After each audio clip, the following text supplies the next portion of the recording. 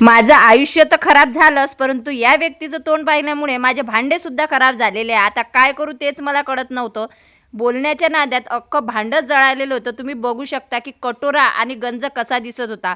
एवढा अक्षरशः राग आला होता ना की मी सांगू शकत नाही. ते तर बरं आहे की माझ्याकडे अर्बन वाईफचं किचन क्लीनर आहे. आता काय असं जे क्लीनर नवऱ्याच्यावर शिंपडलं असतं, नवरा पण सुधारला असता तर किती बरं झालं असतं.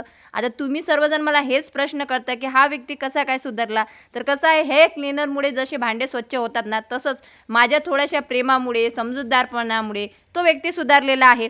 तुम्ही सुद्धा थोडं नवऱ्याला समजून घ्या, ठोका, मारा, बोला, पण त्याच नवऱ्याला दुरुस्त करा. कसं आहे, दुसऱ्याचा संसार खराब करण्यापेक्षा आपला संसार दुरुस्त झाला तर बरं होते ना.